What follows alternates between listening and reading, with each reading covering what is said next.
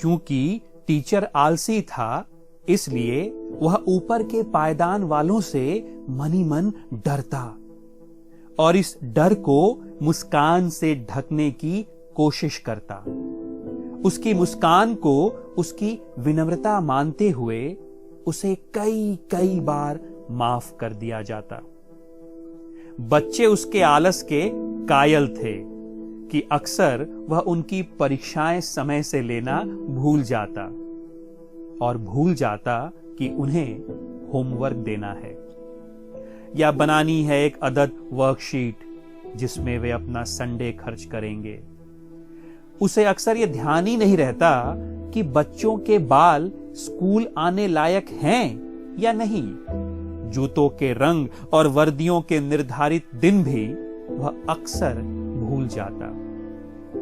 लेकिन बच्चे उसे मन ही मन प्यार करते कि कम से कम एक अदद आलसी और भुलक्कड़ टीचर तो उनके हिस्से में है, जिसे वे बच्चे होकर भी बहला फुसला सकते हैं, जिद मचाकर जिसे मजबूर कर सकते हैं एक मजेदार किस्सा सुनाने के लिए। आलसी टीचर काम धाम छोड़कर बच्चों के बीच बैठ जाता, एक अनाड़ी किस्सा गो की तरह। अंगीठी पर मध्यम मध्यम पकते किस्से, पॉपकॉर्न की तरह पट पट पट फूटते चुटकुले, खामोशी से सुलगते सस्पेंस, आंखों में फैलता विस्मय, होठों में फैलती उजास भरी मुस्कान। एक घंटी जादू रचती, दूसरी उसे तोड़ देती। टीचर इतना आलसी था कि उसे अपने वक्त और काम का कुछ भी होश नहीं रहता। वह कभी बादल के टुकड़े के पास ठिठका मिलता तो कभी घास पर बैठी चिड़िया की ओर झुक जाता। विज्ञान के सिद्धांत उसे झूठे लगते और हर खामोश चीज जीवित व सांस लेती हुई। वह इस बात में अपना पुख्ता यकीन दिखाता कि यदि ठीक से अकेले बैठना सीख सको तो एक बेंच से भी की जा सकती है दिल खोल कर बातें। उसे बराबर लगता कि बेशक इस दुनिया में ज्ञान का अथाह और अपार भंडार भरा है, लेकिन उसे हासिल करने की जिम्मेदारी अकेले बचपन पर नहीं होनी चाहिए।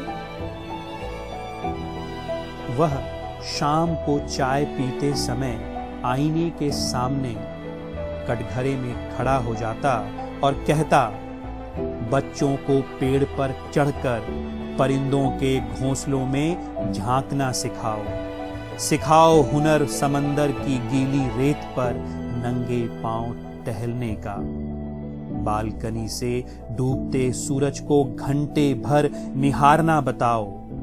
इस तपते महानगर में पक्षियों के लिए रोज छत पर मुट्ठी भर दाने और पानी छोड़ना तो उनके लिए सबसे जरूरी होमवर्क होना चाहिए।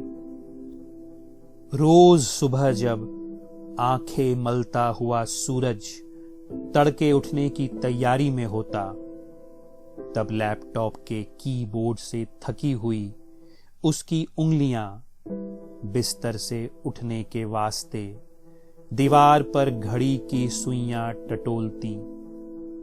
Flat via apartment, lift, lobby, car, सड़क, अंडरग्राउंड पार्किंग और फिर बिल्डिंग।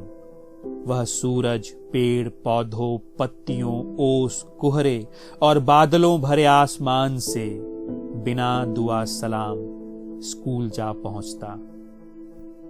मेरे बच्चों, माफ करना, लेकिन अभी मानवीय सभ्यताएं इस नतीजे पर नहीं पहुंच पाईं कि मनुष्य होने की तालीम का बुनियादी पाठ्यक्रम कैसे रचा जाए, जबकि एक पक्षी, एक हिरण और एक गिलहरी की तालीम का तरीका पूरी धरती पर एक ही है।